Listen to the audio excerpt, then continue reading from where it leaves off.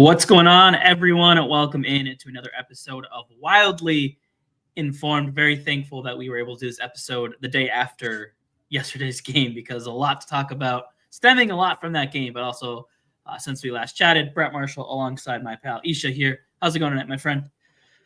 Good. We actually have a very relevant poll question here today, guys. If you're watching on YouTube, vote in the poll question because it's going to be a point of conversation later in the show. And if you're watching on Twitter/X or Facebook, come over to our YouTube channel, the Sota Pod, so you can vote in our poll question. It is simply put: does McDavid deserve a suspension? Yes, no, hard to say, or the fourth option, for what? Vote in the poll question. We'll dive into that and check on the poll question as the show goes on. But I'm good, Brett. Honestly, I feel better than I have the whole week. I was like dying over the weekend. I was sick. This flu bug that's been hitting not just like Minnesota, but like the entire country and Canada north of us here. Yeah. It finally hit me. And like last week, I thought I avoided it. I was like feeling a little sick on Friday, drank a bunch of water, had some tea, got a good sleep. And then I was like, oh, super fine for the weekend. Then boom. Sunday hits and nope, I was like out for. Dude, I lost 24 pounds in 3 days. Oh my god! Yeah, like I like literally almost dying. Like I was almost like I might have to go to the hospital, but we're back, baby. Glad you're doing better. We're back. Yeah, I've so far managed to skirt all sicknesses somehow. My girlfriend had bronchitis like last week, and I was like, I'm for sure getting that because that's like super contagious, but. Yeah. Nope, somehow avoided that. I've been a little sniffly this week, but that's it. I think it's just because it's cold and then it's getting warm, and then it's cold and it's getting warm, you know. Which for me, it's really common when I get those big temperature shifts. I get like sniffly for like a week. So that's like, I'm like, big temperature shift again. That's probably what it is. So yeah, usually knock on wood, but I think as of now, I'm still good. Yeah, I'm knocking on all the wood I can see. Yeah, with me, it's like either when the seasons change, doesn't matter if it's even like summer to fall or whatever. I'll get a cold. Yep. But it's like it's only really once a year where like I get punched in the fucking face with like something like this. So I hope the box is checked and we can just move on now, and I'll see you in 12 months. Yeah. Oh man. But yeah, we got a big show planned for you guys today. And like Brett said, both personally, because I'm feeling better today, and post that crazy game yesterday. Yeah, we got a lot to dive into. So what's on the outline here today? What can the listeners and fans watching expect? Yeah, so we got a lot of good stuff today. We're going to talk a little bit about the injuries and just how those are continuing to stack up. We'll look at maybe how those injuries to the blue line have affected kind of their defensive play as a whole. Who should be called up in some of these injuries, if anyone should.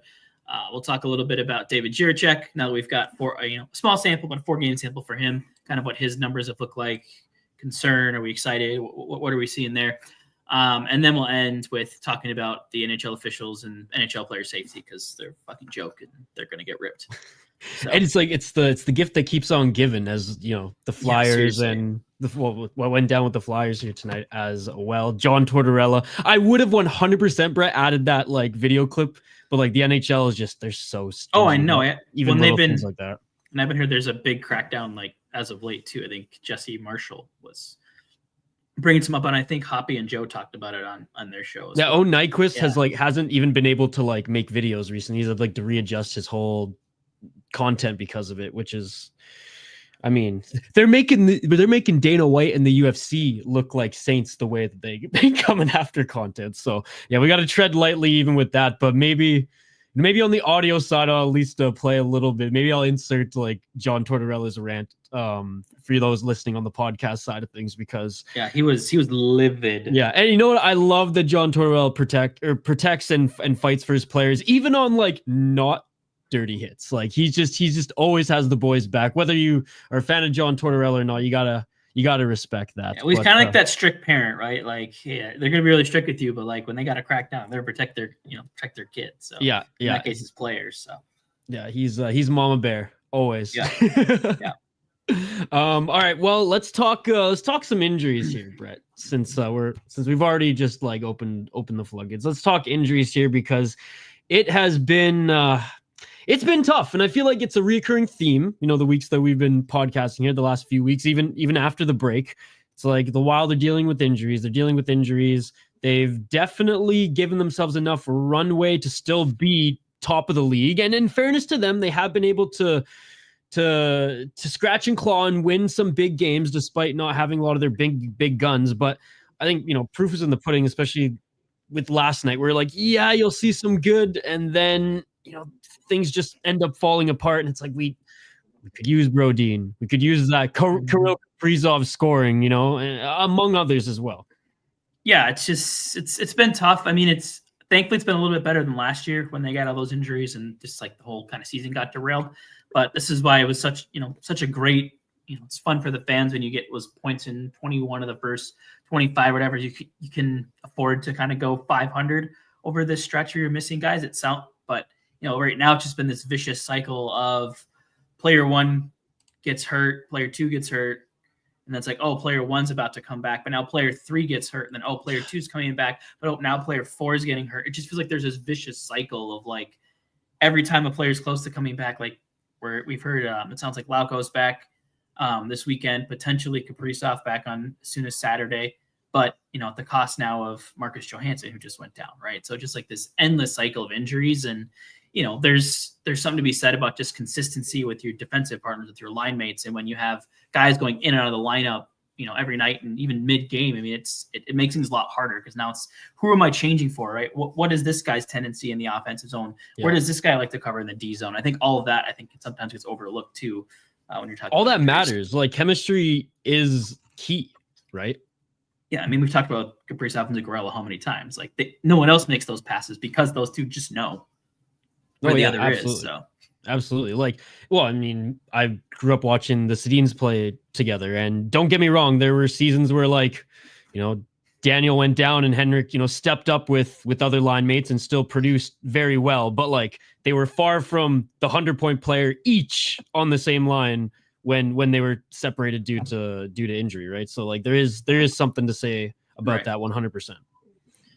Yeah. So I mean, now it's a time though. It's like we've seen guys sort of step up here and there. Obviously, there was that really, really nice stretch from Marco Rossi when he kind of filled in as soon as kind of Kaprizov went down. We've seen some big games from Jake Middleton, but now with Johansson down, now it's a player in the top six. So I think originally we're going to discuss why we think Liam Ogren should get called up. We didn't even have to because about an hour ago, it was announced that the Wild put Kaprizov and LTIR eligible to come off. I think on the 18th, which would be Saturday. Activated Lauko off IR, sent down. Earlier today was Ben Jones and Devin Shore, and then they recalled Ben Jones and then also Liam Ogren. So excited to see him. I'm assuming he's going to probably go onto that second line with Eriksson Ek and Hartman. He's been playing really well in Iowa. I think he was recently named an All-Star or something, maybe. Yeah, he's been cooking down there. Honestly, he's been like, one of the few guys who've been really cooking down there as far as the young guys that we've wanted to see. Like obviously, Hunter Hate's been doing really good, but like 23 points in 25 games played, 12 goals. 12 goals, right? Yeah. Yeah. So doing everything you hoped he would do after getting sent down, right? Like, hey, wasn't ready to go start of the year. Like, we don't want you in the fourth line. Like, go down in Iowa, play in the top line, score a ton, and just be great. And that's exactly what he's done. 3-point night in his last game too, if I'm not mistaken. Yeah, 2 goals and an assist. So yeah, no, he showed that like, and look, I'm not surprised given that he like came from the SHL as a young guy, because that seems to be a trend. Like young guys who do well in the SHL usually can adapt to the North American game. I don't even want to say quicker, but just like easier, because sometimes it'll take a year of marinating, but like once they get it, and he's seemingly okay with the smaller ice, with the tough, quote unquote, tougher game. And I'm excited to see him get his second shot this season with the Minnesota Wild. Yeah. And I think he's the guy, you look at, guys like Ben Jones and Gauntz and Shore and all these other guys that have kind of played in these bottom line roles. Like you look across the last 20 games, Gauntz doesn't have a goal. Jones doesn't have a goal. Shore doesn't have a goal. Uzadinov has 2. Lauko has 3. Like Uzadinov has, I think, 1 or 2. Like there's just not a lot of goals coming from this bottom 6 or these replacement filling guys. I think that's where, it's exciting to have a guy like Liam Ogren come in, that guy who's a known scorer to come into the top 6, be put in a position to potentially score, and just give this another layer. Because right now it's well, you said it there. You said it there, a position to potentially score, because it just seems like this bottom 6. I don't even know if it's just like in their heads now, but like there's just no scoring. It doesn't matter who's, and again, like you bring up Johansson, like Devon Shore at the NHL level, and like there's not a lot of expectations, but it's just like, but the fact they don't even have one, like no, exactly. And a lot of people keep asking me like, why aren't Billy Guerin at least, or the Wild, the Hines, or anybody given like who's have a chance in the top 6? It's just like, well, like at the end of the day, he hasn't really given or showed that like he deserves that opportunity yet. 21 shots in 42 games. That's what I'm saying. That's what I'm saying. It's like he hasn't really. And look, I'm the Huzdinov defender here. He's doing enough in the bottom 6 defensively that they're just like, look, man, stay there. We're not benching you. We're not scratching you. Just do that job. Friggin' shoot more pucks on net, and maybe we'll have that fucking conversation. I mean, again, that's my opinion on the matter. I will say, I feel like as of late, he's looked better. Like he's had a couple more like scoring chances. The fourth line actually has had a couple shifts where like, hey, they actually like had the puck in the zone for a little bit there. Like that's great. Well, I mean, there were shades of it yesterday as well against Edmonton. Yeah. So I think that that's a little bit of a positive. You're seeing that trending in the right direction. But like when you look between Foligno, Huzdinov, Shore, Ben Jones, Gauntz, Lauko, Johnson, everyone else that's played, it's like a combined like 6 goals in the last 20 games. Like that's just not going to cut it. And you need someone, and we're seeing like the effects now. Like you could get away with that before when you could just rely on your defense and goaltending, but right now you can't rely on that because there's too many injuries there. Like, half the team's decimated. And it's like now you have to try to play some fire wagon hockey and put the puck in the net. So you're not going to win a lot of games 2-1. They're probably going to have to be 4-3, 5-4. And it's just like healthy on the back. Rossi and Boldy, as streaky as they may be, they still can't just carry without, Kaprizov. If anything, like even with Kaprizov, you need more than just 3 guys who are going to score. Right. Like it's a top 6 for a reason, not just 3 guys, not just 3. So in the last 20 games, which Kaprizov has played 10, he is second on the team in goals with 7. So there you go. Rossi only has more, and he has 10. So if that puts it in perspective at all, like he's played half as many games as everybody else, and he still has the second most amount of goals. So, pay him whatever he asks, Minnesota Wild. Back up the Binks truck. Give him Lake Minnetonka while you're at it. Just give whatever he wants. Oh man. Oh well. As far as how the lines are shaken up, I mean, is there anything else that you predict will happen with now some of the movement, or do you think just Ogren getting into that second line spot is really the only major thing and move that the Wild fans should keep their eye open for? Yeah, that's what I'm hoping. Like, I think you look at what the Foligno, Goudreau, Trenton lines meant defensively. Like, they are the still one defensive constant. I thought outside of like a late goal on their one shift yesterday, like they defended the McDavid line really well when they were out there, and that goal was just kind of a broken play. I think that's one that ended up going off of. Is that the one that went off of Chisholm's skate? Maybe. Oh yeah, God, I felt so bad for him on that one. So it might have been that shift, or it was one of the more fluky goals that they scored. So I don't think you break up that line, and Huzdinov not going to the wing. I don't think you're putting Lauko from the fourth line injured for as long as he was, and then immediately into the second line. And I doubt, we haven't seen Jones in that spot at all this year. So my gut says that's where Ogren goes. The only thing I am curious is if he maybe goes up with Rossi and Zuccarello, and then you put Boldy on your second line just to maybe balance those lines out a little bit more. Some scoring around, whatever we got, But we'll see. But my guts is just Ogren with Eck and Hartman. But. We might actually even see both of those scenarios be employed, given how everything's just being shuffled right now anyways. And like it's the NHL, right? There with how crazy the schedule is, like there's practice, but there's not practice. You know what I mean? Right. So you only get a certain amount of time to test things out, and what's the best way to test them out in real time in real games with that intensity. So like I honestly wouldn't even be surprised if we see some shuffling among in the next game until Hines sees something that he likes and he goes, okay, we're going to stick with this for the duration of the game or for this period or whatever. Yeah, for sure. And the nice thing is too is the next game is Nashville, so an easier opponent where maybe you can get away with a little bit more of that uncertainty because they haven't been as good as I think they'd hoped this year. And so that's putting it lightly. I was gonna say how crazy would that statement have sounded, in September, October, right? Especially going to Nashville where the Wild have just historically been awful. Yeah, that rubber arena, man, is loud as hell. But oh man, it's crazy. It's crazy. It shows that chemistry is a weird thing. It can either work with just the random names, but sometimes you put some superstars together, man, and I don't know if it rocked the room or I don't know what happened there. And we may never know, but that was unexpected. That was unexpected, or this is unexpected, and it's they've dug themselves too much of a hole. Where I even heard Ryan O'Reilly was requested a trade, and Trotz basically said wherever you want to go, we'll try to make it happen. It's just what? Yeah, well, that doesn't happen often. Well, and it's. I think we had one of our first shows. We made predictions, and I know you were really high on the Predators, and I was I'm just not sold on it. Because I thought they were good last year, and I just was okay, this is just extra, Marchand and Stamkos extra scoring, and then Shea. You get a good defenseman on the back end. I didn't think that was gonna sink this team, but yeah, I will say I didn't expect them to be as bad as they are, but I was still hesitant. I was that's just they went and grabbed guys that just I don't know, this didn't feel like they fit the style of play that Nashville plays, kind of that more hard nosed style that they picked a lot more finesse up. And hindsight too, now agreed. I was drinking the Kool-Aid just half the fans. Well, then it's just the risk of paying aging veterans. These guys slow down. Yeah. And it usually happens quickly, especially up front. Defensemen, when you take it a little bit slower, but forwards, when the drop off hits, it hits hard. And I think we're seeing that. I think MSHSL's come on a little bit as of late, but I guarantee you they were hoping to get a lot more out of Stamkos than what they're getting.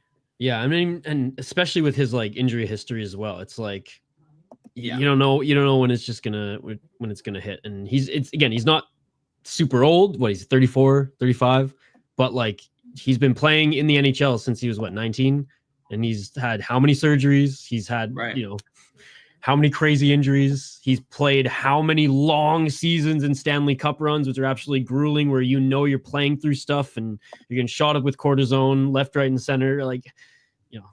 The body, it takes its toll on the body, especially this sport. This sport is absolutely brutal, right? It's the same. It's the same in I cover a lot of fighting, right? It's the same. Every now and then you see a guy who's so consistent, and then the chin gets cracked and it's done. Chuck Liddell was one of the toughest guys on the planet. When his chin went, I think he got knocked out in the last 7 of his 8 fights or something like that. It was something crazy. So it's wild, dude. Not weird. Touche. All right. Should we get to our next segment? Let's do it.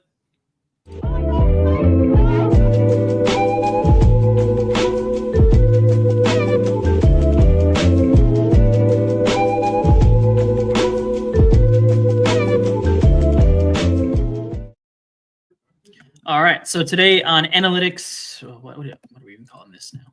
Analytics agenda. I was thinking of analytics explained, which I think was earlier before we fixed it. We're going to talk a little bit about David Jiricek. We have a small sample now of games from him. Four games so far with the Wild. I just kind of want to look in and just see how he's looked overall, what the numbers say. Because eye test wise, he's looked fine to me. I haven't had a lot of wow moments with him at all, but there's been some nice plays here and there. Or, last night, the holding penalty was he got beat a little bit, a little slow on his feet on that one. He had to reach out, hold the guy, but nothing oh crap, that was a horrible play, or wow, that was an amazing play. It's just been very meh, which I think for a guy in his position and where the Wild are defensively, I don't have a huge issue with that. Still super young too, right? 21, still kind of adapting to the NHL game because he hasn't played a whole consistent season in the league yet.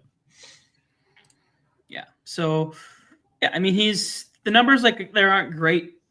You look at where he ranks, shot attempt share, expected goals for, the overall expected goal share. But the Wild straight up just haven't generated a lot of offense when he's out there, and I think that's largely in part because I don't think he's getting deployed much with that Rossi line, which is the one line that's kind of driving the offensive bus right now. Like they're trying to shelter those minutes, get him out there against like the third, fourth lines, I think.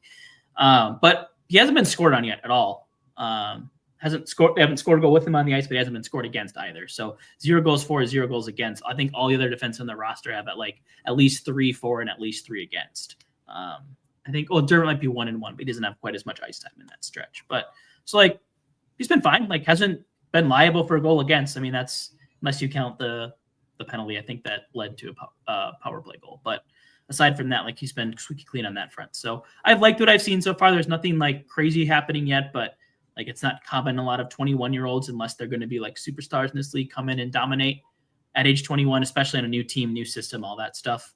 And then with the defensive core is broken and battered as it is right now, like I'm also not putting too much stock into what a young defenseman is doing with virtually no support around him. No, yeah, for sure. So, and the other thing I wanted to look at, like on the topic of the defense and having no support, just like what has the Wild defense looked like? So if you look at kind of, it was that game 4 games ago where they played without all 3 of the top 4. That was January 7th that I think that they lost.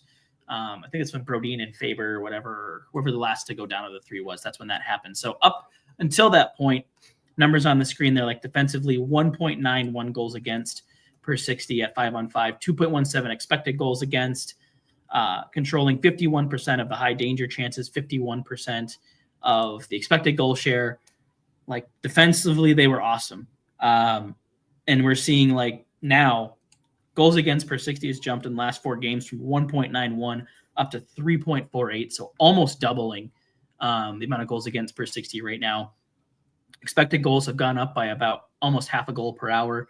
The expected goal share has dropped 6%. Corsi shares dropped 4%. Somehow their high danger share has managed actually to go up 5% from 51.7 to 56.5. But I think it's been more like they've had to make their chances count so much. I think they're kind of these one and done, really dangerous chances that they're getting. And then they're just getting hemmed in their own zone. So I think it might be a fact of maybe their teams aren't getting high danger scoring chances, but it's tons of shots and stuff from just beyond there. I think in that sustained zone time, and it's just a higher quality of good shots and maybe a smaller quality of great shots. But yeah. Well, and you're seeing some fatigue for the first time this season in Gus because he's being put to work a lot more than he had to in the beginning of the season. And you can see it. And that's not to say that like he had it easy. He was still making really good saves. Yeah. He was still, top of his game, one of the better goalies in the league, obviously, to start the season. But like you can really see it now where like he is, a lot of these saves aren't just, he's dialed in making the save he needs to make. Like he is literally reaching in more times than probably the coaches and the team want him to, and those are inevitably going to lead to injuries. So it's just that whole back end, man, between the pipes and the defense. Yeah, it's tough to watch, and I don't blame them for it. It's just like they're doing the best they can with what they got, but it's just like, especially compared to what we had in the beginning of the season, where we were so lucky to see like that part of the team primarily be what brought the Minnesota Wild success. Yeah, and on that note too, like I would even maybe look to lean on Fleury a little bit here, because I thought his last like 2-3 starts have actually seemingly been a lot better. Not always playing like the premier opponents, but I think it was the San Jose game, I think, where Celebrini like just popped off and had like 17 shot attempts or something. Like Fleury he's so good though, man. Like people are saying, hot take, he's going to be better than Bedard. I'm like, honestly, I know it's like I know. I was just going to say, I know it's a small sample size, but like, dude, he is nasty. Like it's kind of like the new McDavid-Matthews debate, or like McKinnon-McDavid. Like I think that's kind of going to be the comparison. Is they're going to be on kind of that same tier, and it'll go back and forth a little bit. Yeah, so. he is something special. And like, I mean, we all knew he was good. Like we all knew he was great, but like I didn't think he was going to come in and like absolutely just dominate this league on the shittiest team that I've seen in decades. I'm excited to watch the Sharks in the future, because they got a lot of like cool young pieces that are going to be like, I think, really fun once those guys start hitting their prime. They're going to just stick their tongues out at Anaheim and be like, you tried to do a rebuild, we did it right, bitch. Yeah. No kidding. Like I've always liked the Sharks too. So it's like I've never had a reason to dislike them. Like I feel like anytime they interact with their fans on like social media, they're like super chill. Like they got cool logos, cool colors. Like They've had always just had a lot so of many fun players in like Burns and Big Thornton and Joe Marlowe. It's like those aren't guys you dislike. Like those are great. Those are legends. So and then like my guy Nico Sturm is down there, so like still easy to root for in that sense too. And they had obviously Granlund's still there too. Like easy to get like we still like Granlund here, so they're pretty easy. I actually have a signed Granlund stick, by the way. My roommate when he moved to, or my old roommate when he moved to Arizona was like, "Do you want this?" I was like, "Fuck yeah, I do." It's one of the I know you got a bunch of cool like signed Wild memorabilia, so that's the actually one I can show off to Brett next time we hang out. Yeah. Not as much signed stuff. I do have right behind my laptop here. I have 3 autographed pucks. I have a Kaprizov. That's what I was thinking of. Yeah. Yeah, I have a Kaprizov, a Boldy, and a Koivu.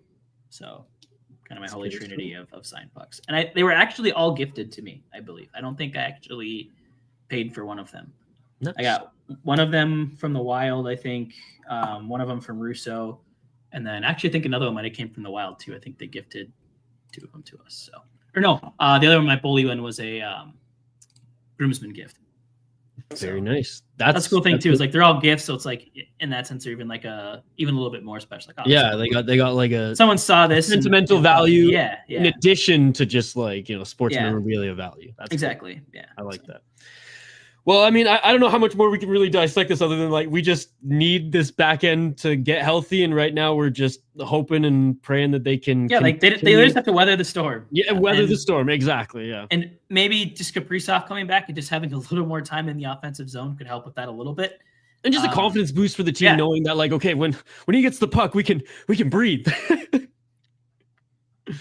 Oh man! Fingers crossed. It sounds like he's close, but he's been close for seeming like a week now. So I'm okay with them taking precaution with him 100%. Right now, and again overall in this, I'm knocking on wood, and I'm assuming, that like because we're halfway through the season, right? Just over that halfway mark. It's like if there's any time, especially given the Wild situation where they've given themselves a lot of runway and are still like 5th in the they're still way in the league right now. You know what I mean? Like.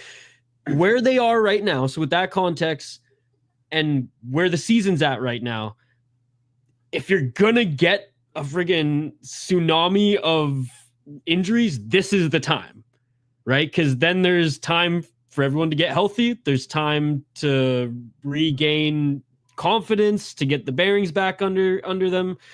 And then once playoff time hits, hopefully you're healthier than some of these other teams who get that wave of injury right at the end. Yeah, right at the end of the season. I mean, still sitting 5th in the league, 6-4-0 in their last 10, and they're without Kaprizov, Eriksson Ek for a stretch, Brodin, Spurgeon, Faber, Lauko. Like they sometimes you wouldn't know scrolling through Wild Twitter. Let's just say that it is easy to doom and gloom, but you just have to remember, like this team is just they're a little bit deeper, and up until the last couple games. Yeah, and up to the last couple of games, they've had really good goaltending, and I think this is a slump from Gus, and I think he'll pop out of it. Or if it takes leaning on Fleury, like I have confidence that like this goaltending, like where they've seen like Swiss cheese, is like it's going to tighten back up in a nice block of cheddar pretty soon. Yeah, I have all the confidence in him. I just hope he's not pushing himself through injury, because if he goes down before playoffs, that's not good. Correct. Or if he suffers something major, and then like coming in is more inconsistent than he's been this year, then that's gonna be concerning. So like if there is something, or if something comes up again, just due to how freaking nasty and hard he's been playing, I hope the team has confidence in that he addresses it, or that the trainers notice it and address it sooner than later, so that especially with Fleury actually having a really good season. Yeah, he's looked especially better as of late. Like I said, I would maybe float him an extra start here or there, but you also don't want to Hellebuck Gustafsson into the ground. Like I think that's one of his biggest problems. Is like Hellebuck has been like arguably the second best goaltender in the last 2 decades behind Lundqvist, but the guy just gets so beat down the regular season. I think by the time he gets to the playoffs, he's just like exhausted, because he always gets shelled in the playoffs. Like, well, what changes? And then like I think she's getting too tired. So to your point, like if you're going in a little mental battle with having the yips as a goaltender or whatever it is, like. Take a couple games off, rest up. We'll throw Flower in there. That's why we have 2 goalies that we trust in. So we'll see what happens. I think maybe one more bad outing is a little bit more of a red flag, but I mean, and until they have at least one of those defenders back, and it sounds hopefully Faber's close to it sounds like, but until they have those defenders back, I don't think we can put too much stock in what we're seeing out of the goaltenders. Because defense matters a little bit, but it doesn't matter as much. But we'll see. I think it's a perfect storm. It's a perfect storm right now, dude. It feels like ages since we've seen Middleton and friggin' Faber play together. I miss the boys. I miss Spurgeon and Brodeen because they were like the best. That too. They're like the best pairing in hockey, but I've only think between when Spurgeon was hurt, now with Brodeen hurt, when they've both been down, we've only gotten it for like 10 games. But in like those 10 games, they've been on the ice for like 2 goals against in like oodles of minutes. But we can't have nice things. No, the Minnesota way. Hey, well, at least we get 40 degrees tomorrow. That'll be nice. And then horrifically cold for like and then a high of -7 on Monday. Oh, talk about inconsistency. All right. Speaking of inconsistency, what a segue. Let's talk about the NHL officials and Department of Player Safety in our Puck Your Opinion segment. I just want to say, Puck Your Opinion. And a big puck to their opinions.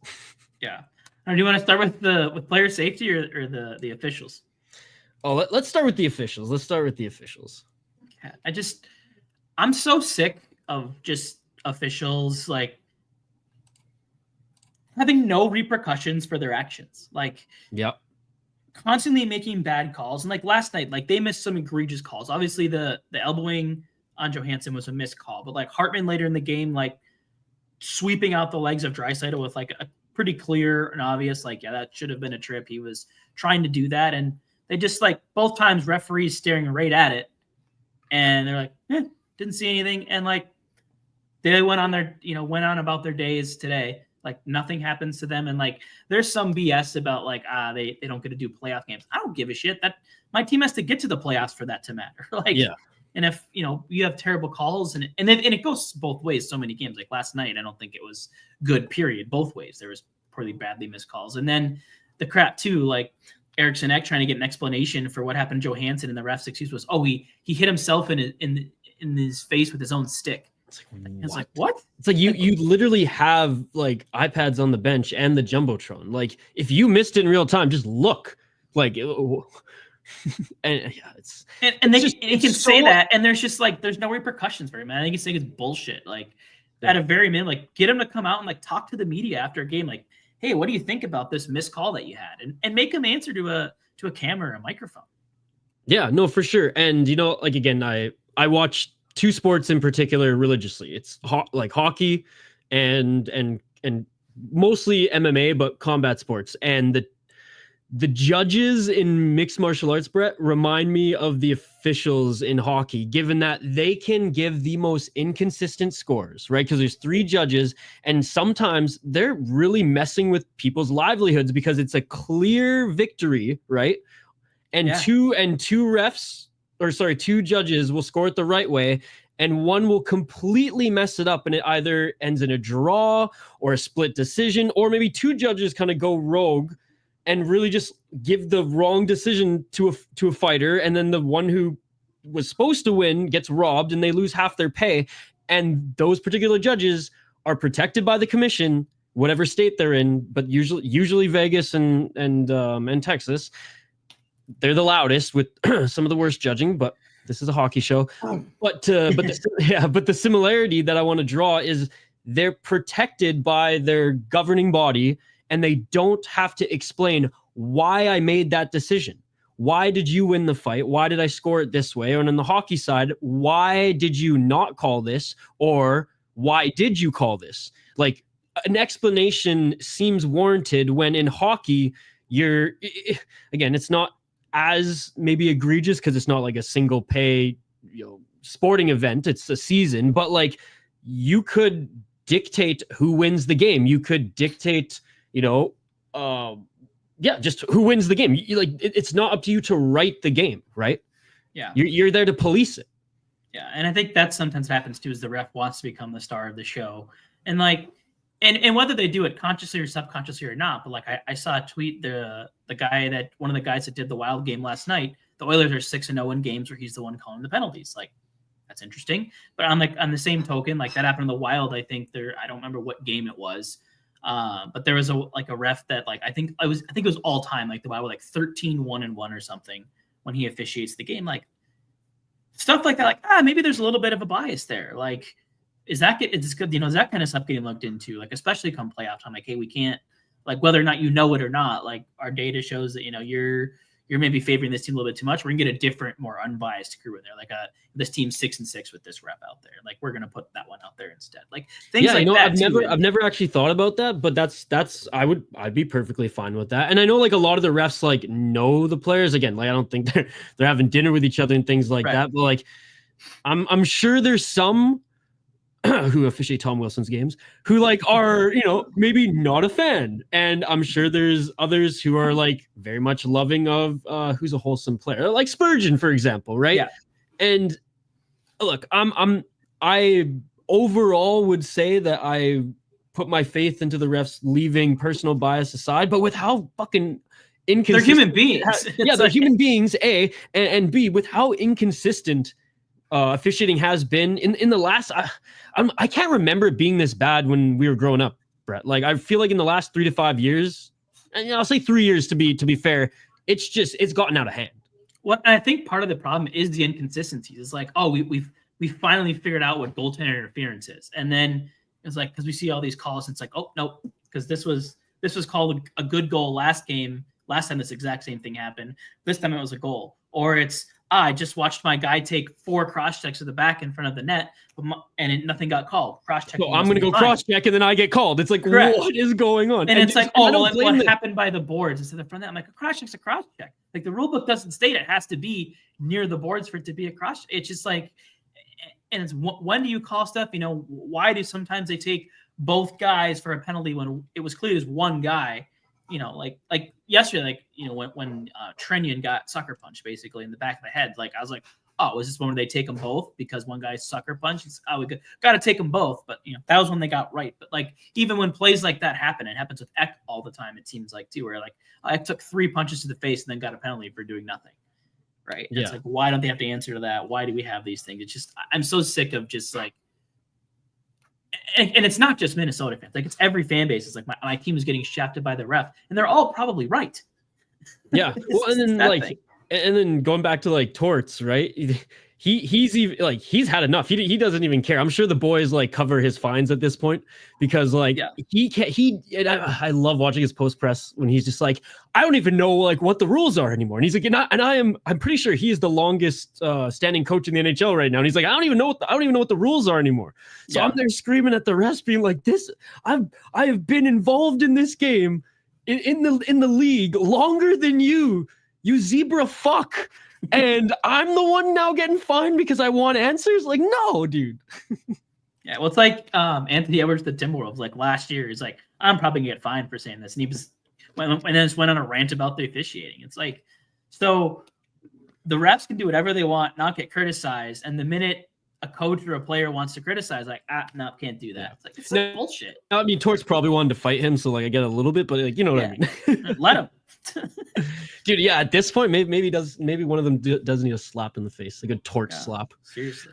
Yeah, it's definitely getting out of hand, and I agree with you there. I mean, Hoppy and I have talked about how inconsistent it is, and then funny enough, I mean, obviously they call less, but like it seems like in the playoffs things are like more consistent than the season because everything just kind of gets dialed back a little bit. First round aside, I feel like the first round is kind of like, I don't know, kind of a hybrid. And then once like the playoffs go up, they just kind of let them they just kind of let them go. I don't want to say like in the important rounds because like every round of the playoffs is important, but like as we get deeper in the playoffs, it seems to kind of become more consistent. But it's like, why can't we do that in the regular season? I don't get it. I mean, and even like you just look at the Wild this year, right? Like I'm gonna see if I can find the tweet because I want to credit the person who mentioned it about like the Wild players have been injured. Like 4 of our injuries have come from like elbows, and not a single one of them has been. What called. Is going on? Yeah, so Patrick Lieberg had one. So 2 Wild players now elbowed in the head and missing games, and neither offender was called for a penalty or disciplined. And like you look back, like you could go up to 3 with Eric Sinek being a part of that conversation as well when he took the elbow like in the face, and it was a little more inadvertent, but again, wasn't called. It's like 3 times now. But there's been we've had 2 concussions and a broken nose, elbow to the face, and the league was like, yeah, that's fine. What? It's just like and it's like even in like the 80s that wasn't fine. Yeah, you know, like dick players would still do it, but like they'd have to answer for it in the box, and they get the shit beaten out of them by whoever's else enforcer, right? Whereas now, like we're not in the age of enforcers anymore. So, you know, every now and then Hartman will like mix it up. Foligno will like definitely protect guys that he needs to, for sure. But there's not that underlining fear anymore. Like there's no Bugard coming over the bench being like, dude, like you keep your elbow down, which again, if the refs just would do their jobs, I would say like, sure, in this day and age, there's no place for that. But like, I'm sorry, Brett, like, and I know I'm the fighting guy, but like, what do we have to bring back enforcers now? Because like the refs aren't doing their job? Like seriously. Like Steve Leskovar better. Actually, I should not use him as an example because he elbowed the fuck out of a junior player a couple weeks ago. But do we have to bring one of these guys up now? Like what's going on? Yeah, it's just, you know, because the refs aren't going to call it ever. Because what it tells me is the NHL like has now seen like Eck took an elbow and that one was called a penalty, so fine. But like they've now seen like you can go ahead and clip a guy in the face with your elbow, and as long as you make it look somewhat accidental, totally legal. We don't care. Because that's what you're doing when you don't call the penalty and then don't discipline beyond that. Like, I'm not saying you got to slap the guy, like for example, last night McDavid with a 3-game suspension. No, but like whatever the minimum fine is, like $5,000, like, hey, like you can't do that. Like we're gonna hit you with a fine for it. And at least just make it known that like this is against the rules. It. You know, yeah, we didn't go full real Scott time. Stevens. Yeah, you didn't go full Scott Stevens and try to kill Paul Kariya, but like you did do. And you gave a guy a concussion. Like I don't get it. They can watch. Like to me, like if Johansson's not injured on it, fine. It's a missed penalty. Done is done. But like the fact that like, hey, this guy missed the entire third period. The Wild missed a power play that they should have gotten. Edmonton scores in the first 2 minutes of the period, at which point the Wild would have been on the power play. Like that missed call changes the whole game. And then after the league can go, he got injured on that. It was accidental. Or like, that's okay. He didn't mean to do it. Like what? Like, no, you can't do that. Yeah. Yeah. And again, that I get from just like watching, and I know like the clip is going by, and I'll be the first one to admit, and you guys can even go to my Twitter account at VI Sportslook and see, as I did make like a little tongue-in-cheek joke. Like I didn't see it in real time. I definitely thought that Johansson flopped given the way he threw his body around like Ryan Leonard did in the freaking World Juniors every single play. But I digress. So my tweet was, did Johansson just do his best Ryan Leonard impression? Yeah. But then you look in slow motion, it's like, no, there was a little crack. And whether Johansson's reaction was flamboyant or not, like he was injured, so it still hit him. Right now, are there other players who would have that same reaction and get the same injury? Probably not. Like that was a big reaction for a smaller hit, but like he still got hit in the jaw, right? He still got a concussion as a result. So guy has a weak chin. He still got hurt. And he's also a player with concussion history too. And once you get one concussion, it becomes easier to get one again. So, so that's like, probably why he got hit, and it was like, oh god damn it, that that hurt. Like I don't know if a lot of people know, but like a big reason that you wear mouth guards when you're playing high contact sports is that can significantly help with concussions, because a common factor is your jaw literally clinking together, and those vibrations cause your brain to move around. The mouth guard actually like dampers that impact, and acts as like a buffer. Like it's partially for your teeth in some cases, but like football players aren't worried about their teeth and they're wearing mouth guards for concussion purposes. Like, so if you get clipped in the jaw and it hits you in the right spot, like it doesn't matter if it's a light clip. Like if it's a solid impact with someone's elbow when you're moving in an opposite direction, it doesn't have to take much. Like it's just, and the fact that that's just being dusted off like by fans. And like, I think Gretzky even cracked something like, oh, McDavid's allowed to make that play because it happens to him all the time. That's fucking what kind of logic is that? It's like, what kind of logic is that?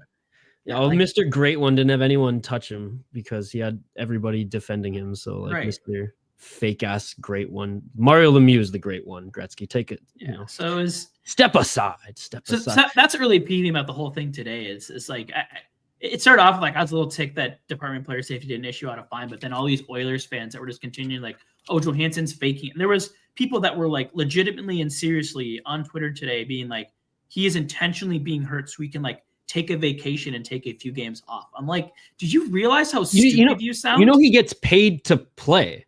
He gets paid to play. Like, he obviously loves playing. Like, the Wild are already down so many players. Like, I doubt Johansson's sitting there going like, I just don't really feel like it.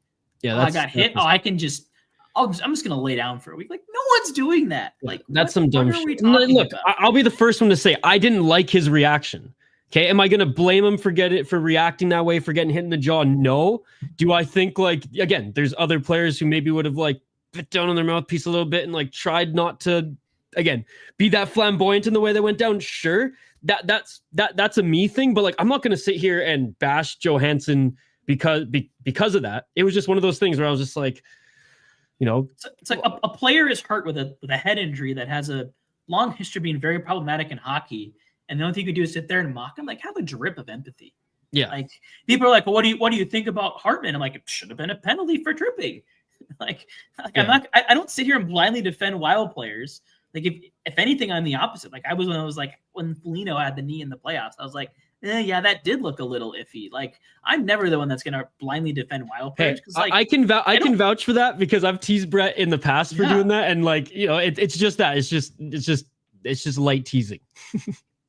And it's like, you can be a fan of your team and hold your players accountable for playing the game the right way. Like, I maintain, like, hockey is more fun when the best players are in the game playing, whether that's your third liner or not. Like, he's one of the best 20 players in that organization. And when those players are on the bench, hockey's less fun. Like, we shouldn't want there to be injuries.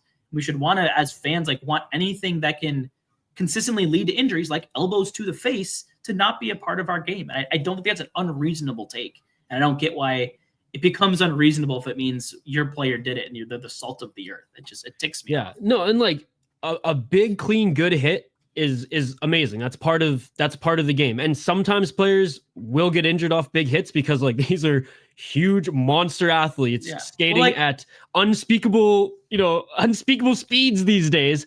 And that's just going to happen. And like again, the Joe Pavelski in the playoffs when he got hit by Dumba, like gets crushed and his head hits the ice. Dumba didn't shove his head into the ice. It was a big clean hit and he unfortunately got hurt. It's a brutal sport. That's what's going to happen. It's going to happen every now and then. But like, you can control keeping your elbow down or leaving your feet. Like it's such a different argument. And I don't want to see more Scott Stevens in the league. I think it's an absolute disgrace that he's in the Hall of Fame, especially over like McGillney. But anyways,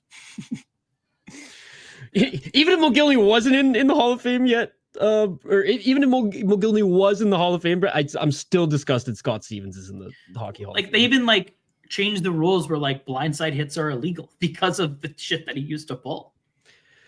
Yeah, I don't know. I personally thought TNT was much more neutral. I was going back and forth between TNT and Sports, and Sportsnet was the worst. I had to turn it off and and switch back to TNT. So I don't know if I agree with that, Taz. I thought TNT was actually pretty neutral on it. Gretzky kind of excused it, but Edzo called it out like right away. Yeah, Edzo always is pretty neutral. So. Maybe you're just referring to Gretzky, and if that's the case, then I apologize. But like overall, I thought TNT did a great job on that broadcast. I was listening to Sportsnet at first, and oh my god, I don't know who was on the call with them, man. Or actually, I just forget their names off the top of my head, but it was bad.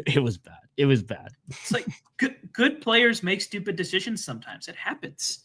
Like, fine. Like, I can guarantee you McDavid did not make that play thinking he wanted to hit Johansson in the jaw. I think it was like a little bit of like probably just trying to shove him, but then it was like he's trying to set like a little pick play, throw him off, and it happened so fast, right? Because in real time, I totally thought Johansson flopped, and I was like, "Come on, JoJo." Yeah.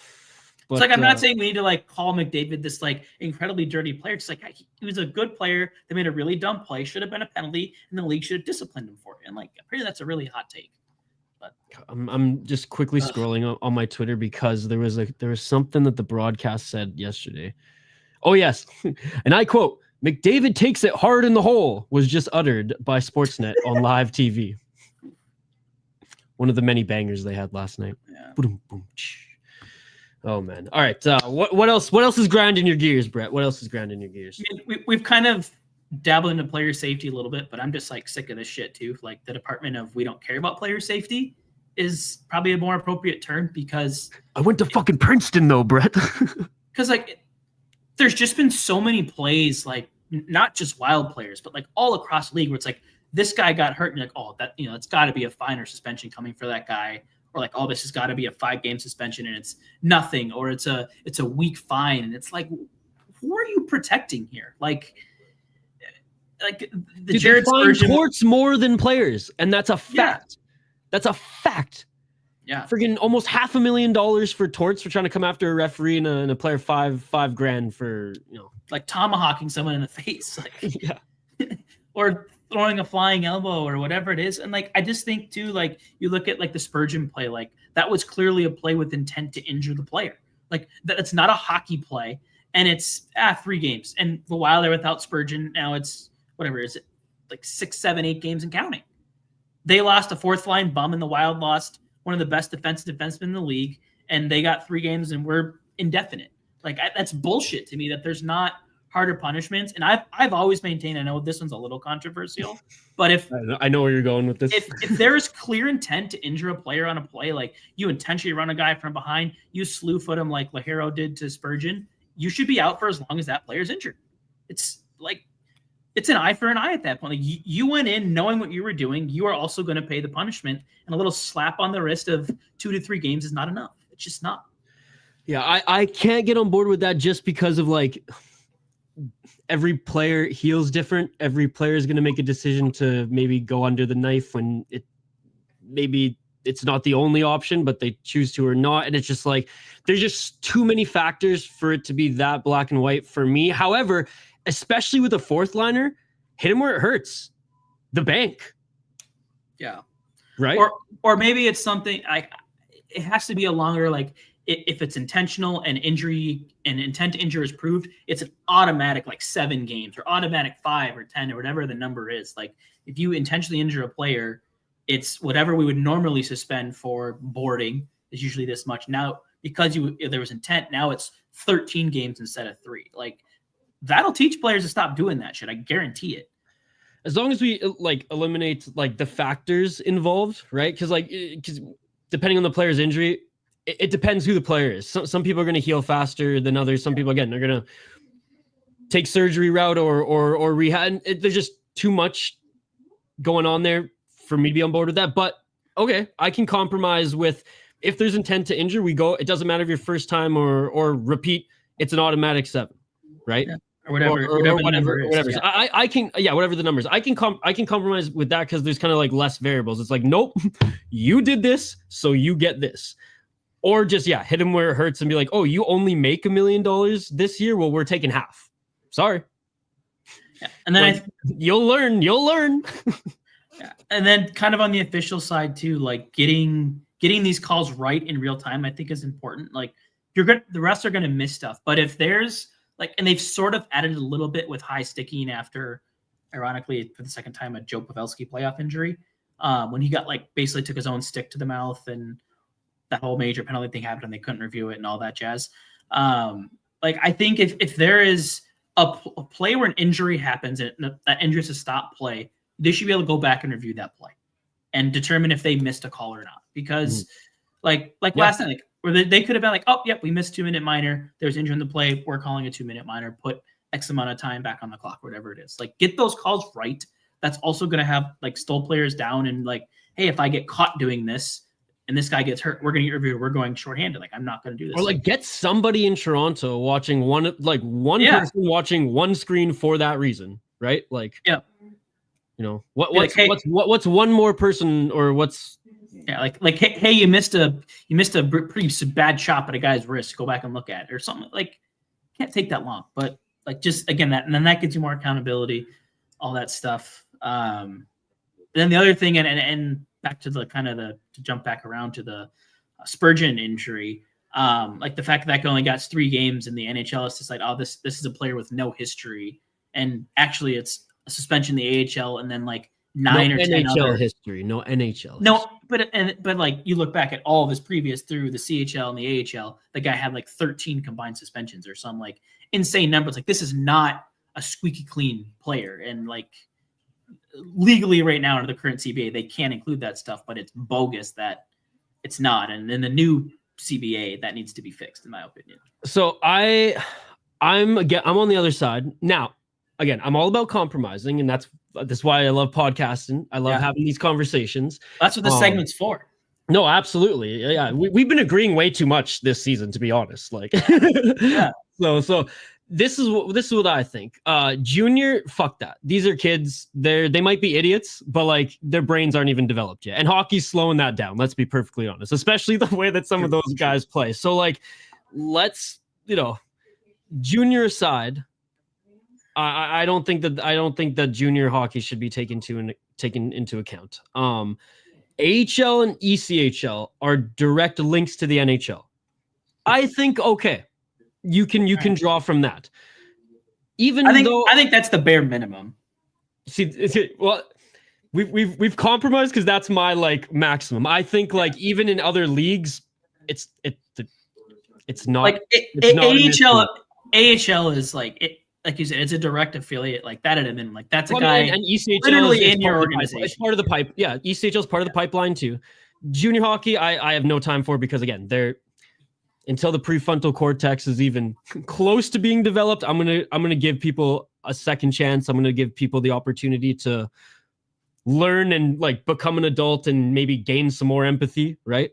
Or maybe it could be too, like on the stupidity point, maybe it's more of a like if you are going to go down to previous leagues, it's certain penalties that are like boarding or like intent to injure, like more serious violations of penalties of like not like if you got suspended for unsportsmanlike or something for saying something stupid, like maybe that's when you're like, we'll write that one off but like if it's a physical, like this guy's a history of see that's I don't know, man, that's murky waters because like there have been players who said pretty unspeakable things to other players due to race, religion, whatever too, and it's like we're just gonna write that off because it's verbal and not physical too, so like sure.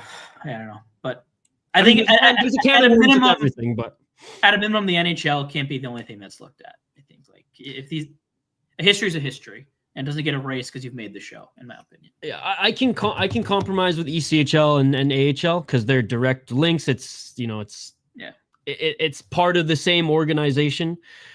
Junior, I'm firmly against that. And I would make the arguments for other leagues as well. Not that like unless there's nobody coming right from the LNAH or the EIHL and anymore into the NHL. But say you had to make noise for better or for worse, even in like Finland, and you can give that player an opportunity to clean up their game, even if they make one more mistake and go, no, that doesn't fly here. It may have flown there, but it's not going to fly here, and give them that opportunity. But again, AHL and ECHL, I can compromise on that.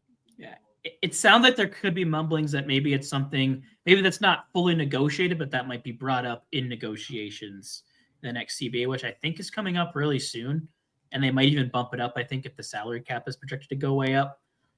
But it'll be an interesting like piece to that conversation, I think, with how honestly, all this stuff could probably be worked in there because I know if you even saw Alan Walsh, Fleury's agent, who has several other players across the league. I think it was whoever the player was that got hit, I think, by the Islanders.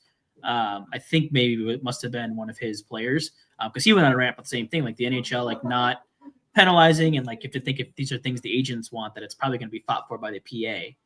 Right. The agents calling it out. So some of that exact stuff we talked about. So yeah. And look, I'm all about player safety.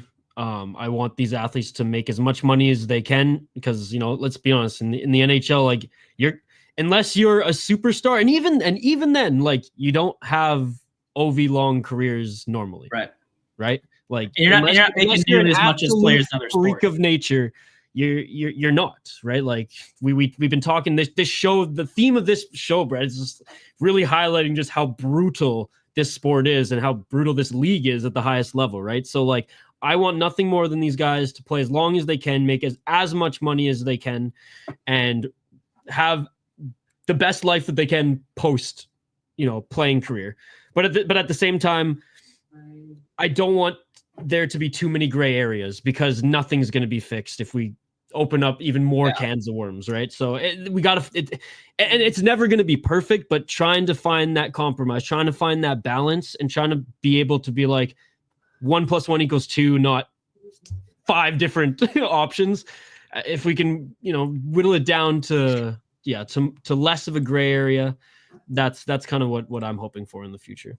Yeah, and we got to protect our players. Like, that's the biggest thing. Like, and it's not just for season to season, like just the long-term effects that hockey being such a grueling sport can have on people. Like, obviously we talked a lot about Derek Bugard last week. Like, hockey ended his life essentially. Like, and the league denies that hockey had anything to do with it. If you listen to Bettman talk about CTE, and I think that's the part that's just annoying as a fan. Like, how can a game we love so much like still be this problematic in that sense? Brett, my new client and a good friend of mine, he's Nick Leddy's uncle, and I mean, before he was even 19, broken back, undiagnosed, hip surgeries and injuries, 3 or 4 knee surgeries, and to this day, like, has to do. And he didn't even play. Like, he was supposed to go play NCAA college. NCAA hockey in college. He played high level junior hockey in Canada, and a bunch of hockey in Minnesota growing up, high level hockey here. But he didn't even get that opportunity to go and play college hockey because he was so banged up before then. And then in his 20s, that was his post-playing career, had such a hard time even like getting up in the morning. And then in his 30s, he's had to learn how to just manage pain. So there's like a routine he has to go through every single day just to be able to like live normally, right? That's how brutal this sport is, right? So it's actually bang on what you said there, because I'm literally talking to this guy every single day and producing a show which is about how to manage pain. And it's not for me to that extent, but I played hockey for 14 years and I've had 3 concussions from it. Yeah.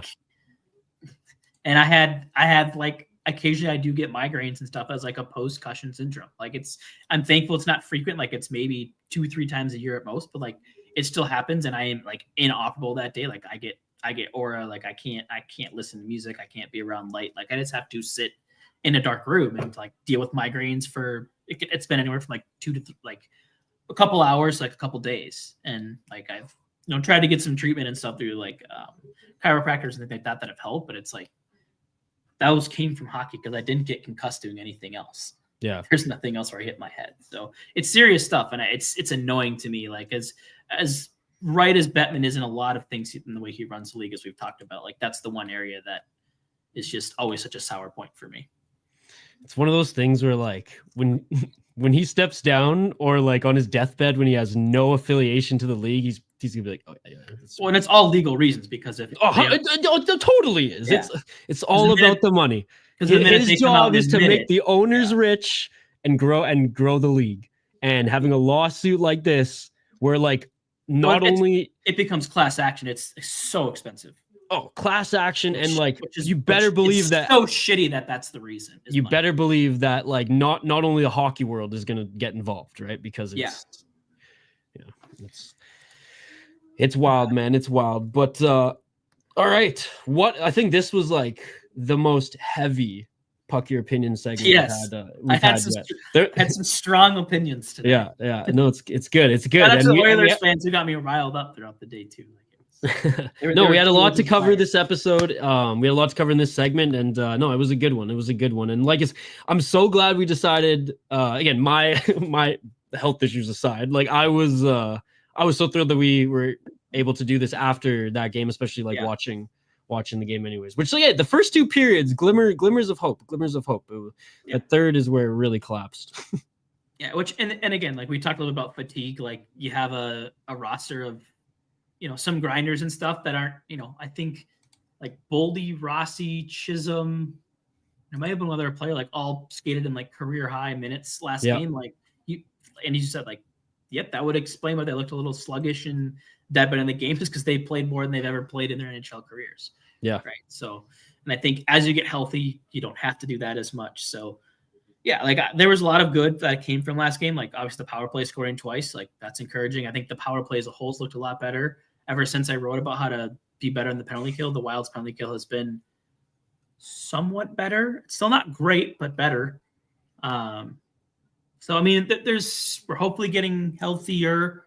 It sounds like Lacko, Kaprizov, Faber maybe all close. Spurgeon is, I know, like skating, working out, so like nearing. It sounds like Brodin's maybe the one that's still a little bit longer of a turn, but yeah. So I mean, like they're trending in the right direction. Like so, they have Nashville coming up next game. We talked about like how that's hopefully an easier matchup, and then again against Colorado, which depending who they have back, I think they actually the analytics, like the Wild actually severely outplayed Colorado in that game, but Gustafsson was just awful. Like straight up, I got to give it was like -4.5 goals under expected stopped that game. He had the yips. He had the yips playing Colorado again. He was like, "Oh God, I remember last year playing them, knees shaking and all." So like, there's still been spurts. So I think that's what keeps you optimistic. Yeah. It's not like it's been 4 games where it just looks like they've been completely outmatched, right? Like it's like there's been spurts of good play. We've seen guys starting to step up, and now all of a sudden you get 1 or 2 guys back, and maybe it can help steer the ship in the right direction. And again, just continue staying about 500 until you get fully healthy, and then go on a little bit of a run again where you're winning or getting points in 65-70% of your games. Hell yeah. Weather the storm, Brett. Just got to weather the storm. Oh. All right. What have you been up to on your blog? Yeah. So this week I did a really fun one. I actually probably put about like 8 to 10 hours of research into this thing this week because it was data that wasn't easily out there, and I had to do some like self calculations. But basically, like Gustafsson's struggles in net like got me thinking. Like I've always like uttered the phrase like goaltending is voodoo. Like it's wildly inconsistent. It's really hard to be really good. And basically, I took into all the analytics data that we had back to 2007 and basically tried to prove that point that goaltending is not consistent. So I found up some data on like there's like 9 goalies all time who have maintained like in a like near elite level of play for more than 3 seasons, 9 goalies all time. And since we started tracking data in 2007, so like things like that. I looked at whether or not good defense actually impacts goaltending. Cause I've heard that comment like, the defense was bad. And so I wanted to see if that was true and how defense could potentially be impacting goaltending, at least at 5-on-5.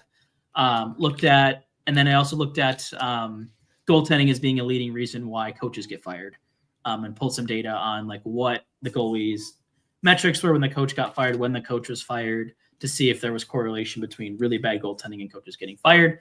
Surprise, there is a lot of correlation, but you can look specifically more into that. So I had a really fun time doing it. I did put all my data in a spreadsheet that you can link to at the end of the newsletter. So I had a really fun time writing that one. And then, of course, still doing player cards and different stuff like that after games and stuff. So. There you go. And you can find my other work on my second channel. You guys heard me give a few combat sports examples here today. I draw from those because I watch hockey religiously and I watch combat sports religiously. And I cover it on my second channel, like 30 hours of combat sports every single weekend, ladies and gentlemen. So if you're into combat sports, Muay Thai, kickboxing, MMA, the whole 9 yards, check out my channel, The City Life Project. I also post other content as well, beer reviews, not really exposés, stories, fight highlights. There's something for everybody on that channel. But we're gonna wrap it up here today, Brett. Another fun episode. Yeah, it was a good one. I think we're back Wednesday next week. Just 2 games from now until then, Nashville and Colorado. So hopefully we'll have some good takeaways from those games before we chat again. It was a fun one, man. Last word goes to you. See ya.